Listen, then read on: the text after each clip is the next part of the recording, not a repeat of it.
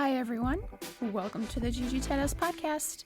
My name is Stacy, I am a Jiu Jitsu and this is my podcast. I am back, y'all. It has been, if I'm totally honest, it's been kind of a rough month.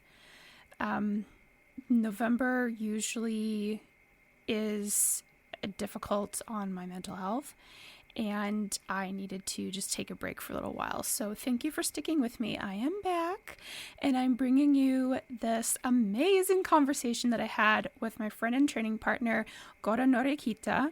She had just, at the time of recording, which was May 2023, she had her blue belt for about 8 months. And so she talks about all sorts of things, lessons learned from Jiu Jitsu, benefits of training with a more experienced person, growth in Jiu Jitsu. And then also she asked me a very interesting question about what success looks like. So we discussed that for a little while.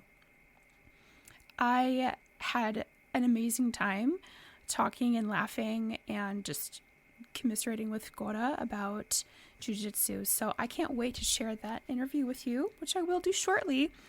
But before I do, there's a couple of things. Number one is that I am trying out kind of a new editing style. And so I'm curious to know what you guys think about it. So let me know what you think of the interview, and if you want me to go back to taking out every single that I can find, or if you prefer the more natural flow of the conversation. And the second thing is I wanted to share a review that I got on Apple Podcasts. So this review is by Bahama Mama 66, and this is what it says.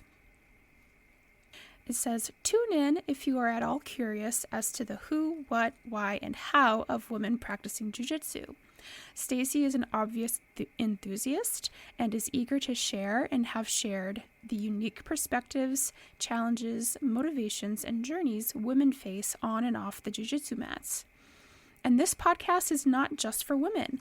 If you train with women or would like to train better with women, it is incredibly helpful to understand them on the mats. Stacy's guests may not all be women or all be men, but they are all passionate about sharing the benefits of Jiu Jitsu with everyone. Thank you, Bahama Mama 66. I know who you are in real life, but I'm not going to say your name just in case you don't want that said. So thank you so much for the lovely review. And if you would like to have your review featured on the podcast, please leave me a review. Apple Podcasts, you can write a lengthy review. Spotify, you can interact with the podcast. There's always the question on each episode, what did you think of the podcast, or what did you think of the episode? And so you can leave your thoughts there, and I can feature them on a future episode. So now that those are out of the way, without further ado, here is the interview that I did with Guoda. All right, welcome back, you guys. I'm sitting here with Guoda. Hello. Hi, Guoda. Thank you for having me. Thank you so much for being here. It's a pleasure. Yay, thank you. For the listeners, can you please introduce yourself and like your jiu-jitsu belt and everything like that? My name is Guoda, and I have blue belt right now. I received the blue belt about 6 months ago, last year in August. So last year. So it would be like 8 months ago. 8 months ago. Yeah, it's all right. Well, ooh, time flies. I know. I remember that you were so excited about me I was so excited. You were so excited. I'm so proud of you. There were some pictures of you behind me. I was just like, you're so happy. I'm like, I'm so excited to see you. It's an exciting thing. It was an exciting thing. I was so proud of my achievement because it was so hard to get it. Mm-hmm. And I felt like, when going to seminars and being very consistent with my jiu-jitsu, and keep progressing and choosing partners to train. I think that's important of how's your jiu-jitsu journey is going. Yeah, and that's something too, is being able to choose different partners that will challenge you, but also help elevate you as well. Oh, absolutely. You know how many times you go and there's like some guy that they're very advanced and you're like, oh, you're smashing me. I know you tried to help me, but you're like way too heavy and going way too aggressive. And it's just like, oh my God. Yeah, you have to kind of find the balance of who can help you out. Yeah. And I think also, at least at Gracie Baja, you know, where we train, the coaches try to really sort of match people with similar, not necessarily similar personalities, but like, you know, beginners with advanced people who aren't going to be smashy. Yes, and the other thing that when they started to matching with lesser belts with higher belts, I felt like my jiu-jitsu advanced way more because they tell you, oh no, you're not doing this right, or you have to hold here or do this, like those small details that even though like coaches, they show you just like a general move, but then, you know, you working with somebody, they're like, hey, actually if you grab this way and or you know grab this sleeve, and you taught me a lot so many times. Like I remember with you like trying to escape the back control, and you're like, oh yeah, you just, okay, now you lean on me and you turn this way to the right, and then I remember that was so helpful because for me it was learning that, like, I don't know which way to turn, so just having somebody to kind of coach you personally was very, very helpful. Definitely. And I think it's like I think the idea is like more of like a mentorship, you know, where you have somebody who has experience and you put them with somebody who doesn't have as much experience, so that, you know, you can get help. Basically doing, you know, kind of figuring it out. Like there's so much that goes into it, and you know, and it's really confusing in the beginning. So oh, absolutely. So I started about more than 2.5 years ago, and when all the COVID happened, so we had to do those, we have to do in the squares, we have to wear a mask, we had to have our team members, like I think it was team of 4 that you couldn't train with anybody else. So thank God in my team there was one girl that was actually helpful, that we were able to train, and she was at more, I think she still was a white belt, but she had like a 4 stripes, so she was also very kind of helpful of teaching how to do, and that helped, even though it was difficult because you have that mask and it's so hard to breathe and somebody's on the top of you that you don't know. And then like, but they're very friendly and very, very helpful, so that's really was kind of interesting times to start the jiu-jitsu. But you know what, I always wanted to do that, and I'm like, okay, when's the better time than now? Exactly. You know, you might never be now. Next time, right? Well, so that kind of leads me into one of the questions I wanted to ask you, which is, how did you decide to train jiu-jitsu in the first place? How did you come to jiu-jitsu? Well, I always wanted to do jiu-jitsu. Not jiu-jitsu per se, but some sort of martial art. And then in my culture, because I'm from Lithuania, so it's not very feminine to do sports like that. So it's not very encouraged. Girls are not encouraged to seek those type of sports. So it's more of like you, like especially in our culture, like, oh, you're gonna be a model or something. Like girls go for that more, you know, instead of how about you learn self-defense for yourself, you know, and you learn some skill and how to help yourself out if somebody attacks you, you know. So I always was fascinated about it, and just didn't find, I guess, that culture background also, you know, and the right time, I guess. It's always a right time.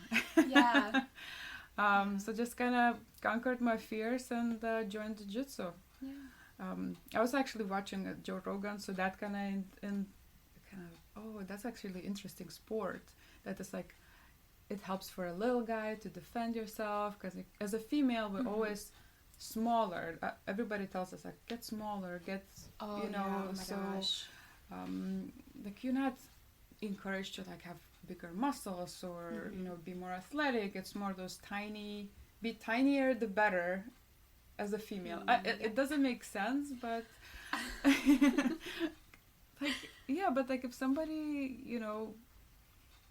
attacks you, you want it to be able at least to do something to help yourself until you can reach some help, Exactly. Yeah. So, and Greasy Baja was, I live very close to there, so I keep going to Trader Joe's, I keep seeing, and I was like, oh, I should go, and then you go again, and you're like, oh, maybe I should go and visit. And it's just like, oh, I'm still kind of afraid of it. Yeah. But then I was like, okay, that's enough. COVID happened. Okay, we need to do something. So I started then. And absolutely no regrets. The team was fantastic. Everybody was so friendly from the day one. Yeah. Even though like I put a uniform on and I put the pants in the wrong way, I'm like, it doesn't look right. Can you help me? What's wrong with that? And they're like, oh, actually it's the other way around. I'm like, oh, okay, good to know. Good to know how to tie the belt, things like that. It's just like it was. I know it's small things, but at the same time, you're like, I don't know nothing. I'm so green about it, so new about it. Yeah. So like helping with those small things, you're like, okay, you guys are so nice and so helpful, and I'll stick around. Yeah. So definitely. Yeah, and everybody's still nice. Everybody's still nice and very helpful. I mean, you get some mean people, but I think they don't last long. Yeah, I would agree. Because I think that the culture that right now we have in our gym, so they just, okay, this is not the way, nobody's bullying anybody, nobody's like trying to go the full force and kill each other. Especially with the girl, like as a girl, like going against the guy, it's already intimidating. But nobody's tried to like, Yeah, and I mean, I think that's important, and I appreciate that about our school, is that that's very important to all of us, basically, is to cultivate a culture where we are supportive, where we are looking out for each other and each other's safety and each other's health, and we're not trying to have these people that come in here with like egos, or they want to like they come in, like some people come in and they just want to like tap out all the higher belts and be like, oh, I should have a black belt, I tapped you out. It's like, bro, come on. Or people just kind of like thinking that going with somebody who's smaller than them, or like going with the women or anything like that they consider that an insult. That's not the kind of people that we want at our gym, and so it's not that like we don't like necessarily kick them out right away, but they, like professor and like the coaches, like they will talk to them and just be like, hey, this is not what we're about. Like, this is what we've observed, this is what people have come to us with, and that's not how we do things here. This is not the culture that we have. And so the person has the choice to either adapt to the culture that we have, or they can choose to leave. So, if somebody's willing to adapt to our culture and willing to adapt themselves, then they stay. But if they're not willing to do that, then they leave. Yeah, that's how I feel, the same way. And I think coaches also and professors, that they also train with us. They do. So everybody kind of sees the example.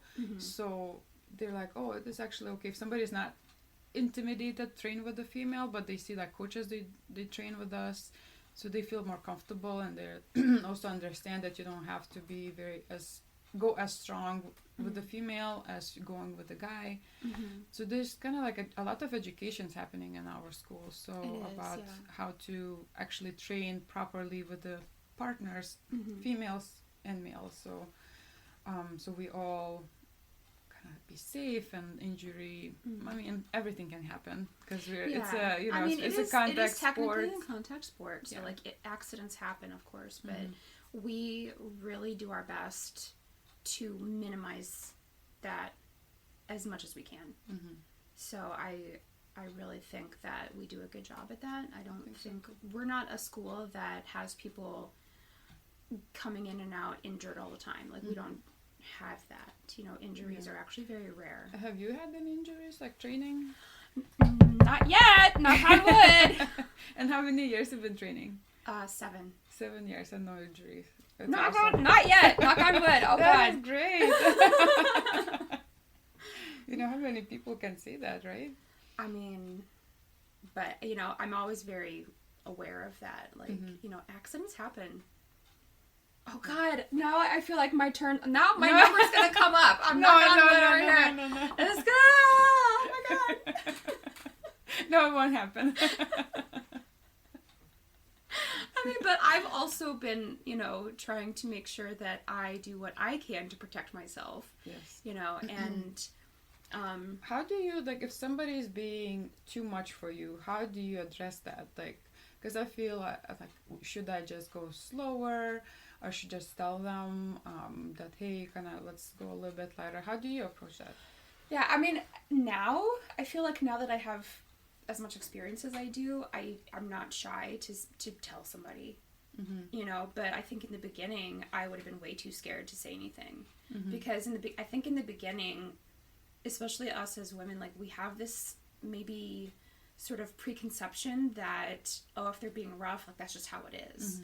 But, I mean, jiu-jitsu is called the gentle art for a reason. So, yes, there's a little bit of roughness, but if somebody's really smashing and, like, elbowing here and there and, like slamming you down and takedowns, like, that's not normal. Like, you don't have to be doing that.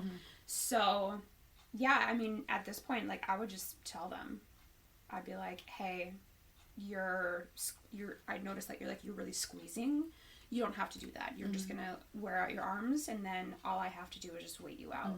You know, but I mean, I'm not trying to. Now I kind of approach it as more of like a, hey, I've noticed you're using all this strength. Eventually, you're gonna gas out. Like, maybe don't use so much strength. Versus, I think maybe in the earlier years, I just would have been, like, really mad. I was like, why are you being so mean to me? Or whatever. But now it's different. Approach. Yeah, I have a different approach. And also because I think I generally try to give people the benefit of the doubt, because a lot of times people don't realize how strong they actually are. They don't realize that with what they're doing, like, in their mind, they're trying to control the partner, but in reality, they're, like, squeezing really, really hard. So at this point, like, I just try to kind of let them know, it's like, hey, by the way, I've noticed this is happening. I feel this. You know, you don't need to do that. Like, try this instead. And I have the experience now to give them something different to try. Versus, you know, 5-6 years ago, I would not have necessarily had that. If that makes sense. So, yeah, it does make sense. Yeah, so... Because you're like, hey, instead of squeezing me this way, can you just lighten up and do the different technique? Yeah. Well, and also, like, in full disclosure, in the beginning, like, I'm also very strong. I was doing a lot of, like, squeezy stuff. I was doing a lot of, like, because that's what I thought I needed to do to control the other person. It was time and experience and being coached by other people that I realized, like, oh, I don't actually have to do that. I don't have to squeeze somebody when I have crossface. I don't have to squeeze them to be effective in using, you know, keeping them down, type of a thing. So that was something that I honestly just had to learn over time. How long it took you to, like, kind of adjust your technique, and so you're not squeezing somebody else and working more of a technique instead of pressure? I would say I really started being a lot less squeezy and stuff. Maybe around, like, mid-blue belt, I think, is when I really started to be more aware of, or, like, after I got my blue belt. I was a really squeezy white belt. But at the same time, like, I didn't know that I was doing it. And it wasn't until people started like, okay, you're using a lot of strength here, using a lot of strength here. And to be honest, in the beginning, I didn't really know what that meant. I'm like, I don't know what you mean. Like, what do you mean I'm just here? Like, so that was a learning curve for me as like personally, was what do you mean by using strength, and like how do I not use so much strength? Because also I would gas myself out really bad. And I didn't understand why. You know, I had the same problem at the beginning too, and I know coaches were saying to me, "It's like, just 50%, 50%." I'm like, I don't know what you mean by 50%. I think this is 50% of what I usually do. Yeah, and that's the thing too. But at the same time, you're like, if I give 50%, then the other person will give me 100%. I feel like they give me 100 instead of 50. So just kind of like learning the other person as well, that like, oh, this is their 50. Okay. Yeah. And that's another thing too, is like learning how to adapt to other people. Yeah. Everybody's so different. They are so different. Yeah. So let's circle this back around to you. Sorry. Let's circle this back around to you. So can you kind of just talk about some of the things that you've learned through jiu-jitsu since you started? Well, I learned more jiu-jitsu, first of all. I had zero jiu-jitsu, and now I have some jiu-jitsu. Still a progress, still a work in progress. And I think a lot of self-discipline and routine, because I'm not the person to known of having a routine. I kind of really disagree with having a routine, but just to having that routine, that a perseverance as well. Because you know, with jiu-jitsu, you have good days and you have bad days. Sometimes you go in, you're like, oh yeah, I'm actually feeling good, and then you start rolling with somebody and you're like, I don't remember any of the moves. I don't know what I'm doing. I'm just trying to survive right now. And some days you go in and you're like, no, I'm not really feeling that well. And you're like, oh my God, I know what to do. I know how to control the person.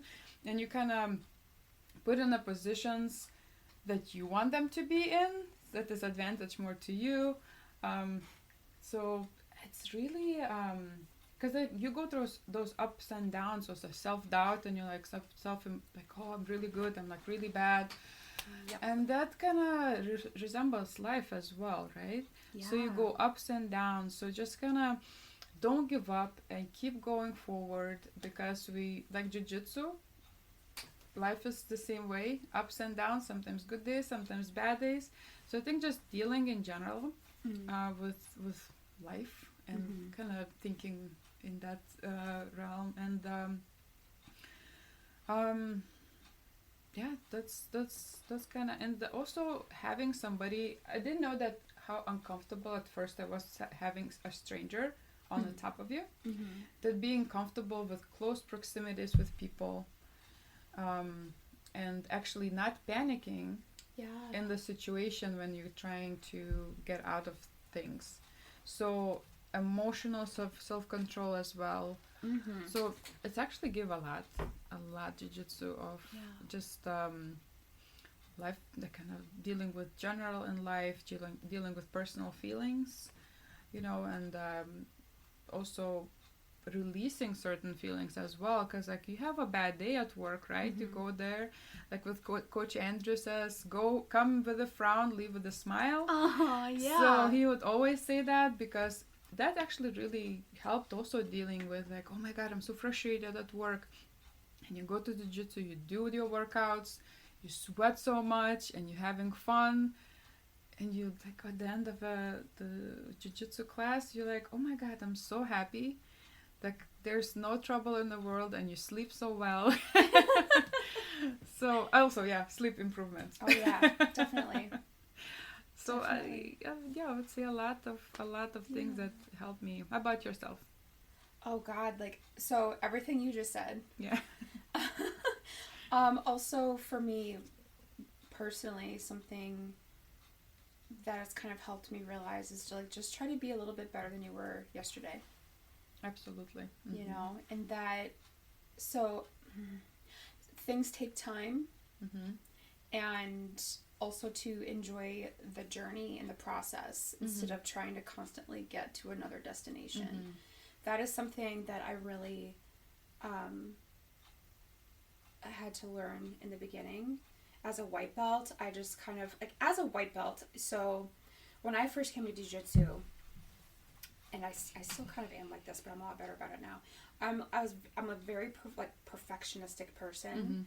I like things to be a certain way, and I thrived in the school environment because I was like, I had the formula down. Like, if I came to class, paid attention, did the work, that plus that plus that equals good grades. And that's basically how it went all through school. It's like I did all those things and I got good grades, and that's just how it was. So it's like, so, you know, then starting jiu-jitsu, I was like, okay, well, if I come to class and pay attention and I do the techniques, it's gonna be fine. I'm gonna be great. No. Not. That's not how it works. That's not how it works. And that is not how it went for me. And it was extremely frustrating. And I was just like, why is this so hard? But then also I'm really stubborn. So I was like, I'm not going to let this beat me. That's how I feel you're going to be. I'm like, I'm going to beat this. I got to figure this out so I can say, you know. So then I kept coming back because my stubborn streak. Because your ego. My ego, yeah. Like, I kept coming back because my stubborn streak, my ego wouldn't let me quit. I was like, I have to, at the time, I was still like, I have to, like, deconstruct this and find that formula so I know how to be good. By the way, that doesn't really... Did you find formula? No, it doesn't. There's no the formula. The only formula there is just time and experience. Yeah. Sweat equity. You just have to show up and do it. Exactly. You know, and it doesn't, like you said, it doesn't always go perfectly. And it's not, you're not having the best day all the time. Yes. And sometimes, even now, sparring with somebody, I don't see all the opportunities that I have, and I get so fixated on one thing. But, like, I'm a lot better about it now. But that was something else too. It was like when I had as a white belt, I only had a couple of techniques in my pocket that I could use. And then when I would spar with somebody, I would forget all of them. And I would just be like, are you panicked? Like, why would you forget? Like, what? Because, yeah, so, like, my brain, like, I would fixate on these other details, and I wouldn't be thinking about what position I'm in and, like, what can I do here. And also, at the time, things were just slightly different than they are now. And so sparring with people, or, like, trying to set spar with people, nobody was really there coaching me what to do until after 3, 4, 5 rounds of them kind of doing all the same things and me just kind of laying there. And they're just similar like, feeling. Well, yeah, and then you know, they would be like, okay, well, how come you're not doing this or this? I'm just like, I don't know what to do. I literally don't even know what to do. So then they would help me, but it took, after a while, that's when that would happen. So, anyway, so yeah, it took a long time, and it took just, the more I came, the more I started to adapt.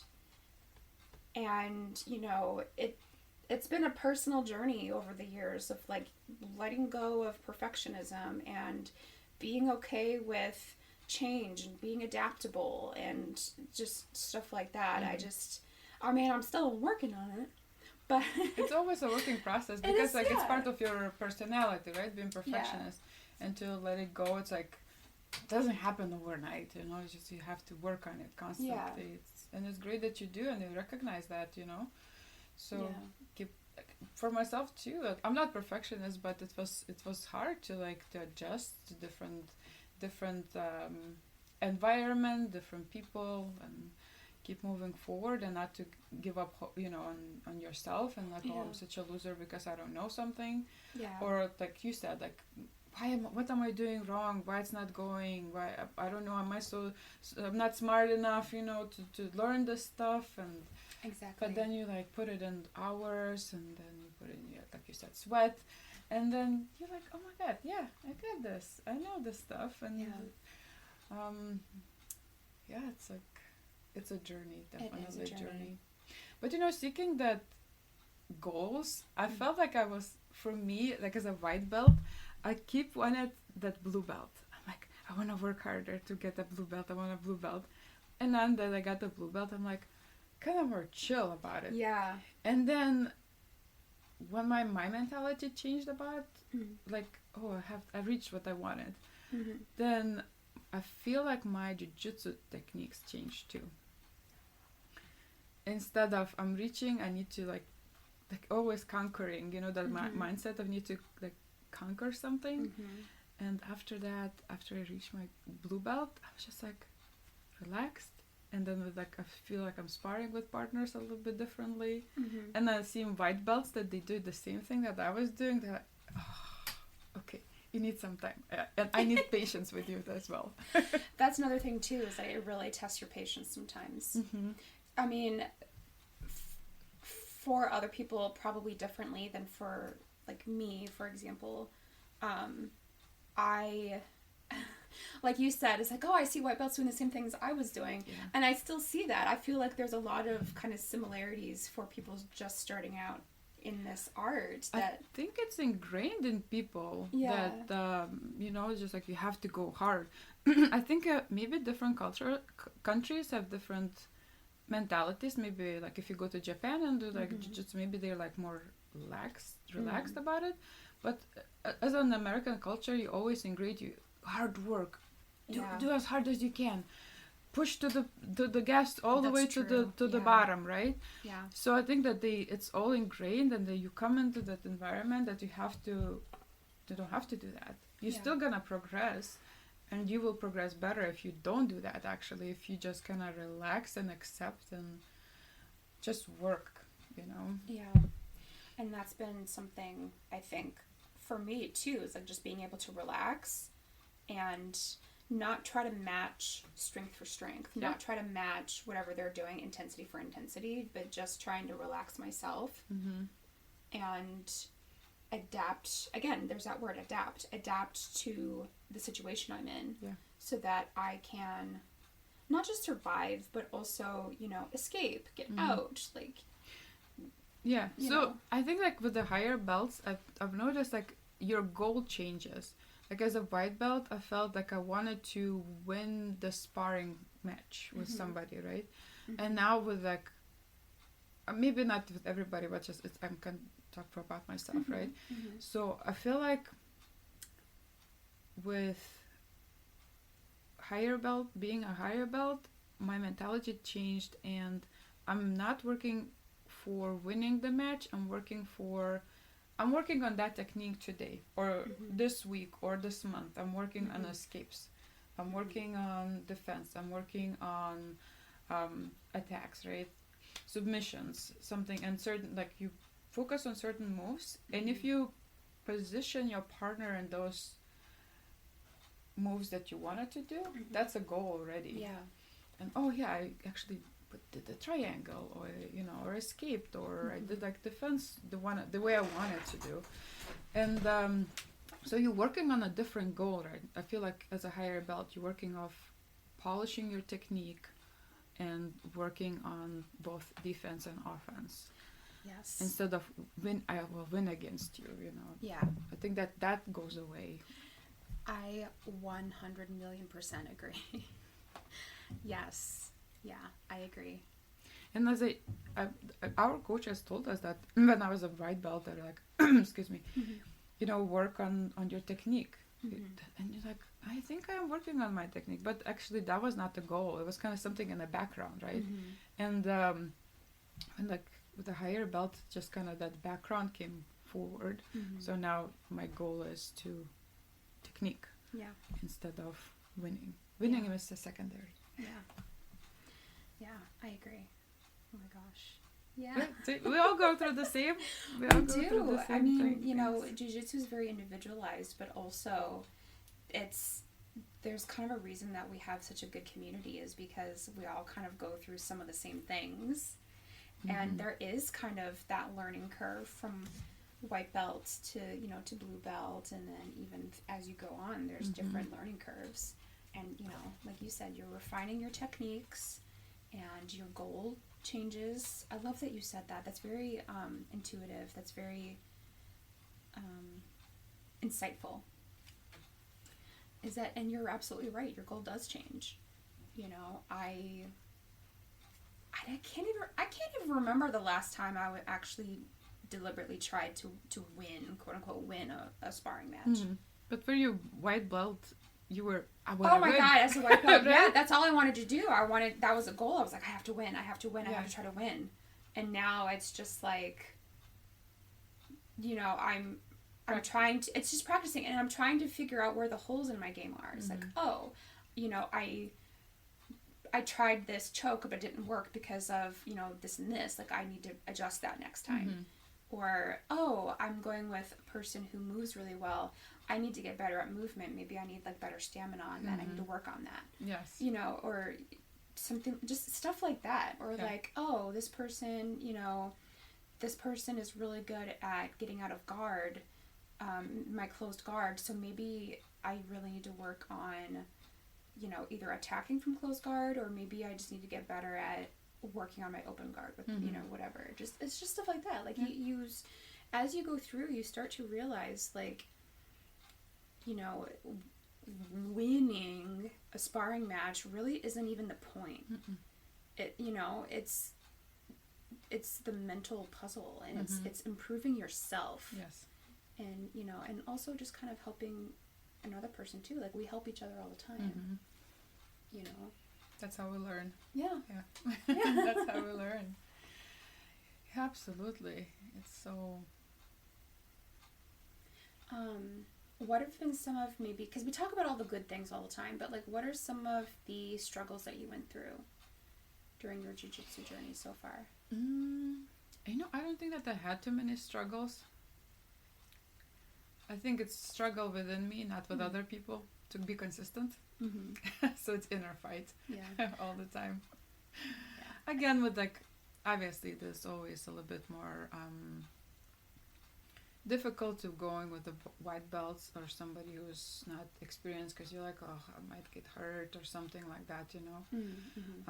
Just in that regard, it's kind of like, I don't want to get hurt, you know. And struggle, I mean, the initial stuff, that initial first step that you do, I think the first jump, that's the scariest, that's the most struggle. Like, if you did that the first step, and then, like I said, everybody was so inviting and friendly and helpful, I didn't feel like I had too much of a struggle. Learning, obviously, techniques, and but it's part of it, you know. It's a part of, and terminology and lexicon. You're like, okay, we're gonna start right now with the close guard. What is the close guard? What are we doing? You know, it's like you know, first months that you're like, oh, what are we doing?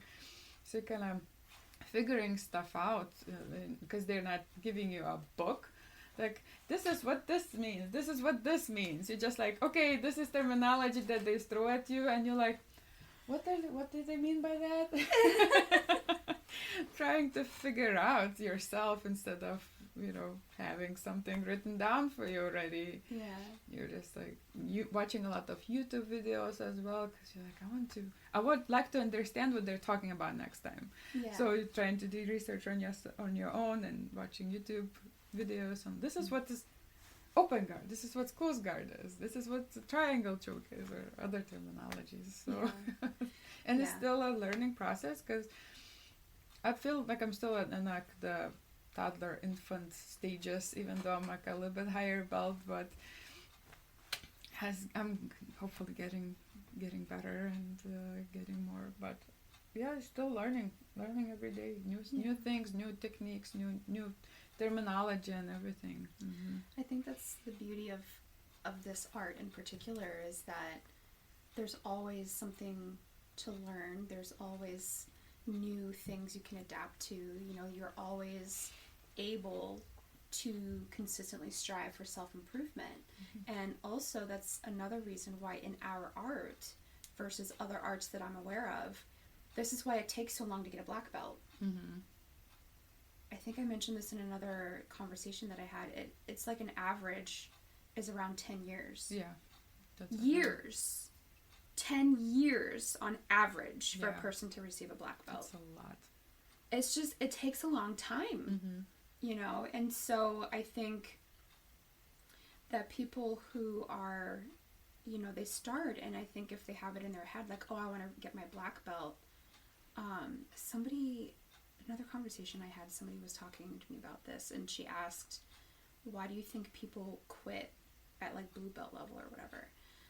And I think at the time, because she had just asked me that out of the blue, and I wasn't like super duper prepared, so I just kind of said something off of the fly. And I think what I had said was, is that I think a lot of times people quit because getting a black belt or getting to the next belt or whatever, it takes more time than they think it will. Mm-hmm.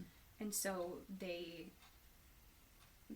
get like impatient, and they quit because they're just like, oh, well, it's going to take too long, kind of a thing. So do you think that that's because of that?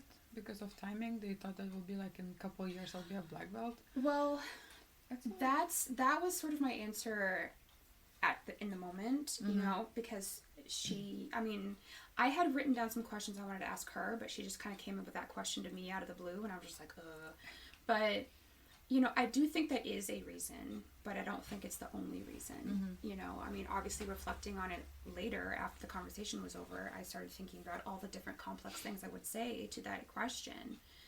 But I do think, like, I'm not going to discount the answer that I gave, because I do think that that is a part of it. I think some people, okay, let me kind of back myself up a little bit. Other arts that I know of, my understanding is that they have, or their advancement system is such that you can get a black belt in maybe 3 years, 2 to 3 years. But that's not a lot. Like when you think of from educational standpoint, right? So it's like black belt I consider as like a professor level, right? Like if you go like through academia, right? 4 years of somebody like going and studying in the university, you get your bachelor's, right? So in 4 years you cannot be a professor, right? If you talking to academia, university standpoint, stuff like that. So it's kind of too fast. I don't think that's like you're really a true master of your art. Because a black belt is like the highest level of your whatever martial art you're studying, right? Yeah, I mean, and I agree with that, you know, but I think, again, like, I have to say, like, the other arts that I'm aware of, you know, I'm sure there's probably another art out there that I just don't know about that has a similar, like, to Jiu Jitsu, where it takes a long time to get a black belt. But I can only speak to my own frame of reference that I have right now. And so the other arts that I know of, which I'm not going to be like, I don't want to be like, you know, crapping on other arts or whatever. That's not my intention here. But basically, my understanding is that getting a black belt in other arts, it only takes like 3 years or so. Wow. Somewhere between like 3 to 5 years. So if you think about coming to Jiu Jitsu, if people have that kind of expectation, they're just like, oh, blah, blah, blah art, you get a black belt in 3 years. You know, blah, blah, blah art over here, you get a black belt in 5 years. And they come to jiu-jitsu and there's like, it's doubled. Like you need average of 10 years to get a black belt. Honestly, I think some people, they honestly, I just think that maybe they just get impatient and they're just like, this is just taking too long. And so they just kind of quit. They're just like, whatever, I'm a blue belt. I know what I need to know anyway. Yeah. Have you thought of quitting at any point? I did. I'm going to admit I did in the beginning as a white belt because, again, it's that huge learning curve. I was still looking for that formula. A plus B plus C is supposed to equal success. And I was very frustrated, and I was like, I'm doing all these things. I'm doing A, B, and C, but it's not equaling to what is supposed to be. Like, it's the math ain't mathing, you know? And so I really did. Like, I started to think, like, maybe I just suck at this. Maybe this isn't for me. But I didn't quit. Because again, that like stubborn part of myself, that ego, was just like, are you gonna quit and let this thing beat you? You can't do that. I get that from my dad, so thanks, Dad. Thanks, Dad, for giving me your stubborn streak, because that's the reason I didn't quit jiu-jitsu. family. Thank you. Yes. That's thanks, awesome. Thanks Yeah, to I my think thanks to your self. dad. Yeah, kind of the same. Not the same, but the white belt. I was thinking, because first of all, I was the only girl that was going. I don't know. It was at some point there was just me all the time. So I was just like, oh my god, I keep getting tired of being always, and again, that winning. I want to win, and it's always I'm losing and losing. It's just like, when I'm gonna win, there's nobody to fight. There's nobody, kind of practice with. But then, we started having more females coming in. I think I met you because I went to different classes. I was kind of set to the same classes, right? Yeah. And like the COVID lifted, so we had more flexibility of changing partners and things like that. So I was like, oh, okay, no, I'm gonna stay. Yeah, I think also like COVID, I feel like in our lifetimes we've never experienced anything like COVID before. Yeah. So it really changed a lot of things, and I think trying to come in and start a sport like this during COVID times, like we had to do things a certain way that we had never had to do before. And so, I mean, now obviously we're 3 years in to COVID. I guess COVID's just a part of our lives now, and it's not quite so brand new anymore. So we know a lot more about it, and people are like starting to get immunities and whatever. But and so now things are different, but they're starting to be more how they used to be.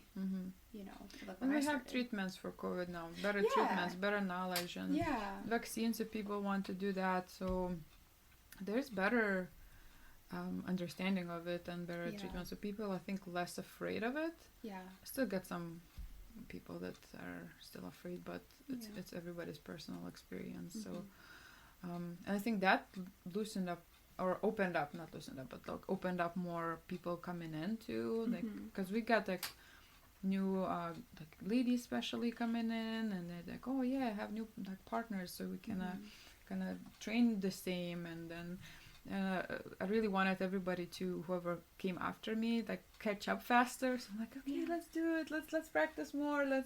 So we kind of had conversations, like a text messages, group text. Okay, I'm going to this class. Come group with me. Chat. Are you coming? And that's another thing too. Is like we as the ladies of the school, like everybody's encouraging to everybody, because even when we were doing like just those training groups and stuff, I had a group chat with the people in my training group, and we were all going back and forth like, hey guys, I'm going to blah blah blah class, are you all coming? You guys should come. Like we were all doing that too. But I think in particular, like the women supporting the women is very important. I think so too. It's mainly male dominated sport, so it's intimidating, it's sometimes people frown upon of, oh, you're training with the guy, what, and so it's such a close proximity, and you're like, yeah, but that's a great training partner, but like, exactly, but you don't understand, it's awesome, but people have different opinions about it, it's kind of strange sometimes. Because it's like a lot of times women will start jiu-jitsu for the self-defense aspect, which but then people want to be like, why are you getting so close to these guys? That's so weird. But it's like, if I'm out in the world living my life and I need to defend myself, who's more likely to attack me? Statistically, we have to look at reality here. Yes. Statistically, who's more likely to attack me in the street? A man or a woman? Man, obviously. Is a man. And so if I train, like what did I say in my last conversation? You perform how you train. So if I train with all these different types of men, and I know kind of how to adapt to their strength and body weight, blah blah blah blah blah, and then if I'm out in the world and a man tries to grab me or whatever, I've trained for that. So they're done. It's just done and done. It's just muscle memory takes over, my training takes over, and then there you go. And you don't panic as much too, because okay, I know what to deal with this, and just kind of all the chain of events way better outcome for you, I think. Exactly. We did girl self-defense class, right? They just did it in our gym. Yeah, Did we you had. go? Yeah, I did. Mm-hmm. Yeah, in April we did a series on Sundays. Mm-hmm. We did every Sunday in April, minus Easter Sunday, of course. Mm-hmm. We hosted a women's self-defense seminar, like a seminar series, and I went to those and I assisted the professors. I was there as an assistant, and the energy was amazing. Mm-hmm. Just seeing how many women came and how much fun they were having, and wide range of ladies, the wide range of ages. We had everybody from like a middle schooler all the way up until like a woman in her like middle age range. Body types, heights, weights, sizes, whatever, different backgrounds. Everybody came in with a different reason for wanting to do it, and we all came together, and there's so many smiles, everyone was having fun, there was giggling, there was, the coaches were helping everybody, like, and people were getting it, like, they were really, picking up fast. They were really picking it up, because it's all very practical. It's very practical, like, for real life stuff. Like, you can use this. You can literally walk out our door and use this. And it was also really nice to see week after week, a majority of the classes were, like, the same ladies coming back. I was so excited to see that. I was like, oh, my God, yes. Yes, ladies, come on. Yes. Did anybody transfer to go for Jiu Jitsu or just for the class? Maybe somebody signed up. Oh, you know what? I really hope they did. I don't know. Like, at the time of recording this, I don't, well, because, like, this is, okay, so we're recording this at the end of May of 2023. This is, season 2 is not coming out until the fall.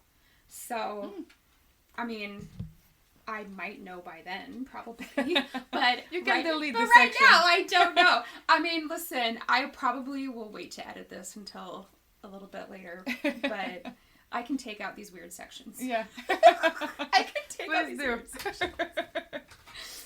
But anyway, yeah, right now I don't know, but I really, really hope that they did.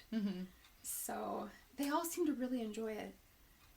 That's so strange. Like with ladies, like we're not usually like, oh, do this. You should go. Like guys usually, usher to do so stuff, and for us it's just like. But then you start doing. I have so many females that start like doing martial arts, even just from our gym, and like some other friends too, like they just kind of like, oh my God, I really like this. Yeah, it's fun. It's fun. Where have this been of my life? Same with me. I'm just like, oh, this is fun. This is actually very beneficial. It is. And it's fun, and there's a lot of great community, great everything. Yeah. And I know that, like, we have an amazing community, and I know that, at least for Gracie Baja, because that's what I have experience in, each school fosters a great community. And, we do try to network with the different schools in our area. I know Professor Carlos and Professor Marcos and them, they all do a really good job of that. But I think also part of why I wanted to have this podcast is to expand the community and bring everybody in together. Maybe people who don't know of each other's existence, and we can come together as a big community, especially with like the more exposure you have to different communities, the more you'll see like there's more ladies training. Like I went to the Florida last year to Florida, and Coach Nyan helped me to go, because we can go to gyms, Gracie Bar gyms in different states. So she's like, oh, while you're on vacation, how about you go to train, don't skip your training. I'm like, I didn't know that was an option. But that was a great idea. So I brought my gi and packed in my suitcase. So I had a couple of days off, and then not that I was really booked, but you know how it is. You have those days that you just don't want to do anything. So I called them, and I signed up for the class. That was the first time that I saw a female. She was teaching a class, and she was a black belt. I'm like, what? Because unfortunately we don't have female black belts in our gym. Yet, exactly. But last time when I went there, I was like, oh, whoa, there's a female a black belt. That's amazing. And she's teaching a class. She's part of like all that stuff. And she's like not also, she's like a little bit older, like maybe mid, like she's retired age. So like above like 60s, something like that. I'm like, wow, this is great. And her techniques were awesome. And again, I felt like I don't know anything because she's just holding me and I was trying to survive. And I know. and not like in a mean way, but she's just like, you know, like not the guarding, but the stacking. Yeah. So, and her like defense was so good. I'm like, I cannot do anything. She's like defending herself so good. Like, there's so much to learn. I know. And that's another thing too, is like being able to connect with lots of other different people and seeing how they do it, and like maybe they do something a slightly different way. You're just like, oh my God, that's amazing. I should do that. Exactly. You know? And I think like something that can kind of happen when you are training with all the same people all the time is like we all start to know each other really well. Mm-hmm. So like I know, yeah, you can start to predict stuff. It's like I know what people's strengths and weaknesses are, but then also they know what my strengths and weaknesses are, and so, you know, obviously like we're working to play to our strengths, but then we're also trying to capitalize on our weaknesses, and so it's just like we tend to get more of like stalemates, kind of a thing. And I mean, I don't want to make it sound like it's really bad or whatever, because I still have a lot of fun. Like, you know, everybody's still helping each other out. Like, oh, hey, when you were doing that, like, you could have put, like, the blah, blah, blah pressure, like, right here, and then we try stuff out. But it's just nice to be able to train with different people. Yes, that you don't know. That you're like, I don't know, it's a surprise what you're gonna do. Yeah, and then, you know, and that's another thing, too, is, like, it kind of forces you to adapt to a different person. Like, you don't know what they're gonna do. You don't know what their strengths and weaknesses are. And I think that also helps prepare, like, if you want to compete, I think that also helps prepare you for adapting to whatever the person's going to do. Now, competition training is, like, a totally different thing. That's a whole different topic. But I'm just saying, like, in general. Yeah, I agree. I seem like I get into, like, a routine that I would do kind of the same things. Okay, we're going to start this way, and we're going to do this, and I'm going to do this, I'm going to do that. And then I keep doing, and then first you don't notice that you keep doing the same things all the time. And then I'm kind of like, why am I doing the same thing? And even training with the same partner. So like, okay, I know you're going to do this, and I'm going to do this. So you kind of, it's not anymore interesting, I guess. You get bored. So I try to be mindful about it as well right now. Again, maybe, you know, with practice and you kind of noticing more what you doing. This is like, oh, this is my comfort zone and I'm comfortable of doing, and I know that I can get results with these moves. Just trying to step out a little bit of your comfort zone and trying different moves, different approach of what they're doing, instead of doing this, giving the same response. They're giving different response to their moves. I think that's helps too, even though training with the same partners, but like everybody needs to be aware of that, because you tend to repeat yourself constantly. That is so true. That is so true. Because like you said, you had those, when you were white belt, there you had those like handful of certain moves that you're doing constantly. Even though you had what we have our 16 weeks, right, of our training. So you have 16 weeks of other moves, which you're not doing and you're not practicing and you're forgetting. So just stepping out a little bit of that, your routine, and like, or maybe like your safety bubble. Like, I know how to do this. Yes. Oh my gosh. Trying new things. I think that's also helpful. And when you train with different partners or with different gyms, I think that helps you to step out of that bubble, because you don't know what they're gonna do, or they do different, or they respond to your routine move. They respond in a different way that you expected. You're like, what did you do? Exactly. Oh my gosh. Yes. How did you pass my guard? Yes. Oh my gosh. Yeah. Or you had to get away from this. I'm not applying. Obviously, I'm not applying the right pressure, or the pressure on the right areas that you know how to escape. Yeah, but then it's like the mental puzzle. It's like, oh, okay. It startles you, like, what? Yeah, but then it's more like now, like my brain thinks about it differently, because like in the beginning I would, I was very like, oh my god, my formula's not working. But now there is no formula. But that's how I was thinking about it, because that's how I came into it. Because my whole life was like A plus B plus C equals success. And it had worked up to that point. And so, but then like now over time I'm just like, oh, that didn't work. I wonder why.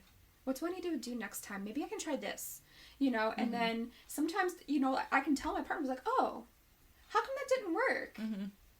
And then a lot of times, like, if they have experience too, like, they'll tell you, like, oh, well, your pressure wasn't in the right place, or, oh, you didn't have blah, blah, blah grip, or, oh, the angle wasn't right. And I'd be like, okay, I'll try that again. I'll try that differently next time. And then it's more the puzzle, because then I can take that information and just be like, okay, so last time I tried a thing and it didn't work is because I didn't have, pressure, grip, angle, whatever. I need to make sure I have pressure, grip, angle, or whatever to, to try to make sure that what I'm trying is more successful. Yeah. And then maybe I get like one more step further than what I got last time, and then they escape or whatever, but it's like in my mind, like, I'm just like, okay, I'm on the right track. I need to make sure I have this pressure. I need to make sure I have this angle. I need to make sure I have this grip. I need to, whatever. And then I'm starting to kind of build the whole picture in my head, versus like A plus B plus C is supposed to equal success, and it's not. Oh man! Yeah, sometimes it's MC square, right?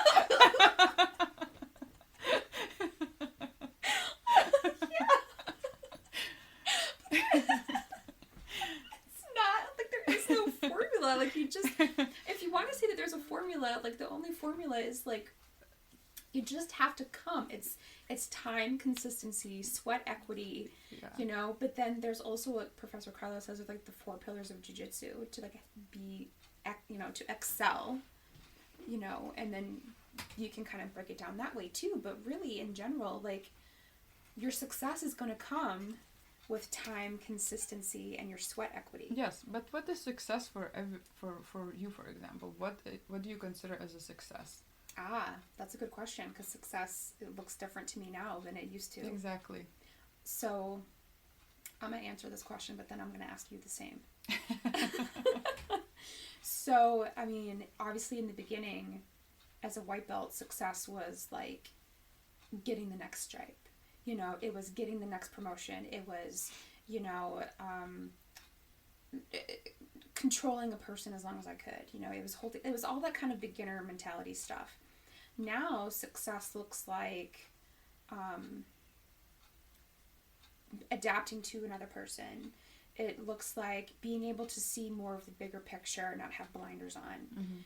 It looks like being able to control my reactions to things and not match strength for strength or intensity for intensity. It looks like being able to go multiple rounds in a row without gassing myself out. It looks different. It just looks different now. Yeah. And just kind of trying to learn from things that maybe didn't work out so well, like being a little bit better than I was last time. What does success look like for you? Kind of similar as you. Like right now it changed, definitely. For me it's like training with the partners, that exchanging your techniques and learning from each other. That's a success for me, for like it's kind of going with the goal of the class because of that, just kind of listening to each other's like energies, and again adapting to other person, the same things. Definitely. So Guoda, what would you say to somebody who might be listening to our conversation and thinking like, okay, maybe I should try jiu-jitsu, but maybe they're still just a little bit scared to start? What would you say to them? I would say find a friend. If you're afraid to go by yourself, and just go with a friend. Go to the first class. It's complimentary. You don't have to pay for anything. You just I don't know how they do in other gyms, but for us, it's just observation. Just being comfortable talking to coaches, and they will help educate you, and maybe something that somebody's looking for. Just make that first step. If you're afraid to do it by yourself, do it with a friend. And maybe the more the merrier. And sometimes having a friend that starts with you and starts at the same level so you can train with each other, that's also fantastic. So just make that first step. Because waiting, you cannot wait till the train will go away, Well, train will leave the station, and you want to leave with the train. So don't wait. Perfect. I couldn't have said it better. All right. That was so much fun. I hope you could tell that Guoda and I had an amazing time talking to each other, and I just really hope that came through, and I'm super excited to be sharing these different stories with all of you. Hearing everyone's stories is one of my favorite parts of even doing this podcast in the first place, and I can't wait to share more with you. I have a few other interviews that I've already done that are going to be coming out in the next couple of months, and so I'm excited for that, so just be looking forward to that as well. Before we leave, I need to remind you of a few things. Number one is to please rate and review the podcast on your favorite podcast app. I have been trying really hard to put the podcast everywhere I can think of. So wherever you are, you should be able to listen to it. The most popular or most well-known ones, I think, are Spotify and Apple Podcasts. There's also Google Podcasts too, but recently when I was trying to check, okay, really quickly a story. So I was trying to check recently the analytics from Google Podcasts, and Google Podcast Manager was basically saying that they're going to do away with Google Podcast Manager altogether in 2024. And I was like, what? So then there's going to be some sort of migration period where everything gets moved over to YouTube. So I was like, what in the world? So I have a profile on YouTube and YouTube Music, and I've been trying to figure out how to do that. So if you stumble upon the podcast episodes on YouTube Music, I am there as well. I'm also on Castbox and Podcatcher and all the other places. I was going to say Stitcher too, but Stitcher actually discontinued their services. They kind of just stopped existing, I think. So it's not Stitcher anymore. But I am on Pandora, Sirius XM radio type of thing. So I literally just tried to put it everywhere I could think of. So wherever you listen to other podcasts, you can find me there as well. So that's the first thing. The second thing is, tied to the first thing, please rate and review. Whichever podcast app you're listening on, please rate and review my podcast. And, interact with me. That's the third thing, is I'm on socials. I'm on mostly Instagram. I have a Facebook page, but I kind of just cross-post from Instagram onto the Facebook page. So the page is just a page, but Instagram is a profile. I've got the Jiu Jitsu profile with me as an athlete, so Jiu-Jitsu, and then I've got the podcast profile, so Jiu-Jitsu's podcast. If you actually want to interact with me, Instagram is the place to do it. So I'm on there. I interact with people. I post. I put stories on. People have messaged me, and I message them back. We have really good conversations and stuff. So Instagram is the place to be to interact with me. I have an email address that is there if you feel like you need to email me for whatever reason because you don't use social media, but you want to tell me something. Then email me, jujitedaspodcast@gmail.com. You can do that. But the basics, the biggest thing to help me out for spreading the word and getting the podcast picked up by the mysterious algorithms is rate and review and share, and also just listen to the various episodes. If there's an episode title maybe that you're just well, that sounds boring, let me know that title sounds boring and I can change it. Let me know it sounds boring and I can change it to something that maybe is a little more interesting. Just things like that. Or if you liked something, then tell me that you liked it so I can make sure to keep including the things that people like. So, perfect. And then the last thing I need to say before we end is that if you want more content than what I'm putting out on the main feed, I do have a Patreon. And I do post bonus content there. I post early ad-free episodes there. I also have I've figured out how to do collections. And so I have different series that I'm doing there. There's the raw and unedited series.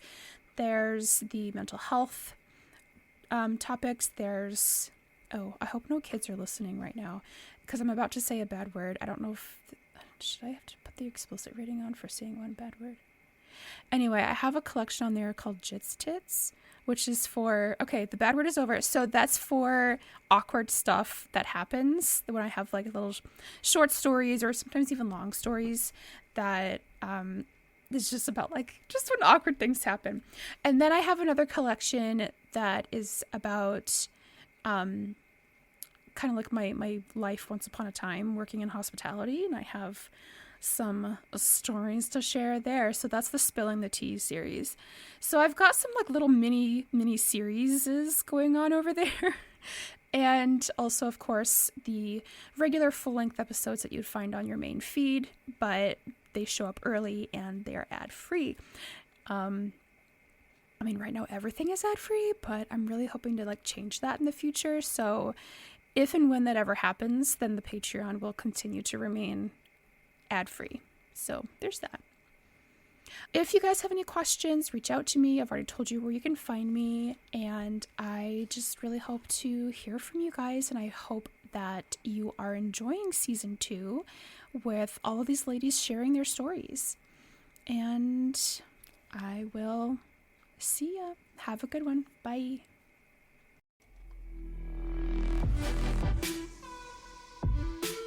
Thank you so much for listening.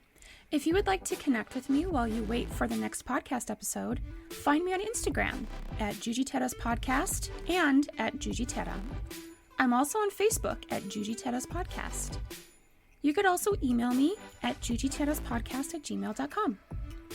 If you would like to support me in this podcast, you can visit me on Patreon at Jujiteras Podcast, where you get early ad-free access to all episodes plus some bonus content.